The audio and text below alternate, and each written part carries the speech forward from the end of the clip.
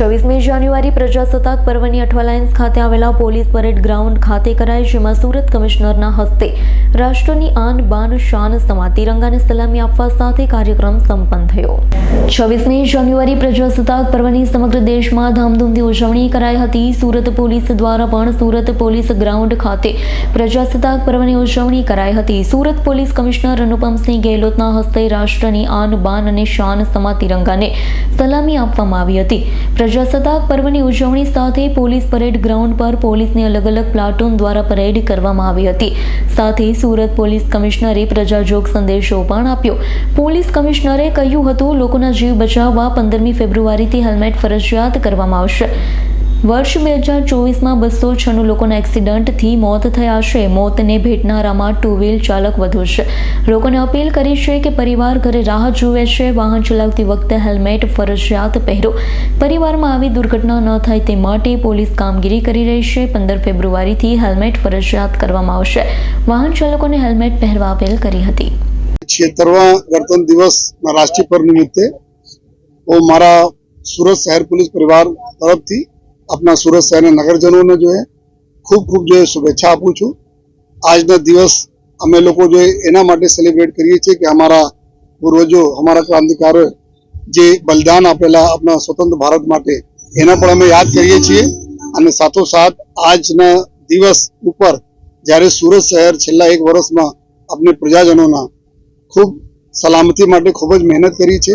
આપણા દેશ ખૂબ સરસ રીતે જો આગળ વિકાસના દौड़માં વધી રહ્યા છે, ત્યારે સુરત આપણા ગુજરાત રાજ્યનો એક ખૂબ મોટો ફાળો છે।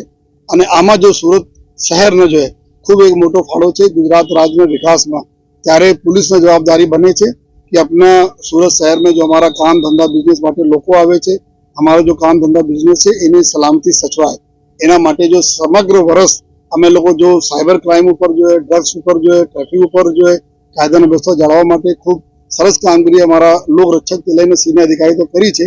એના માટે હું બધાને અભિનંદન પણ આપું છું। સાથોસાથ કે આવનાર વર્ષોમાં પણ અમે લોકો ખૂબ સરસ રીતે જો આ અમારા જો દૂષણો છે, જે અમારા માટે ચેલેન્જીસ છે, ચાહે સાયબર ક્રાઇમનો હોય, ચાહે ડ્રગ્સનો હોય, અથવા જો અમારા એવા તત્વો જો કાયદાની વ્યવસ્થા ખોરવાના પ્રયત્નો કરે છે, એના વિરુદ્ધ સખત કાર્યવાહી અમે લોકો કરતા રહીશ।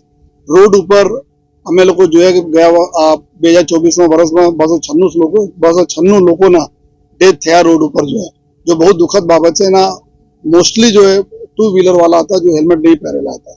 જ્યારે અમે એના ઘરે જઈએ છીએ ત્યારે જોઈએ છીએ એના ઘરના બાળકોને, દશા અને બીવી અને જો મા બાપનો, ત્યારે અમે બધાને આગ્રહ કરીએ છીએ કે 15 ફરવરીથી જ્યારે અમે હેલ્મેટને જો લાગુ કરવા જઈ રહ્યા છીએ, તો લોકો આપ હેલ્મેટ પહેરો, પોતાના માટે નહીં પરંતુ પોતાના પરિવારના માટે જો જેથી આપને સલામતી સચવાય। અને ફરીથી આખા વર્ષ જે રીતે જો અમે લોકો જો બી કામગીરી કરી, जो प्रजा तक અમે લઈ ગયા અને પ્રજાના જો રજૂઆતોથી અમારી તક આવી, એના માટે હું મીડિયાના મિત્રોનો ખૂબ આભાર માનું છું, જેના થકી જો અમારા લોકતંત્ર ચોથા પાયા છે, જેના થકી અમે લોકો ઘણી બધા ડાયલોગ પ્રજા સાથે કરી શકીએ છીએ। અને ફરીથી જો આજે 76વાં સ્વતંત્રતા દિવસના શુભ પર્વ નિમિત્તે તમામ લોકોને ખૂબ શુભેચ્છા આપું છું। Bureau report, S9 news, Surat. અમારી તમામ માહિતીથી અપડેટ રહેવા માટે જોડાયેલા રહો S9 ન્યૂઝ સાથે।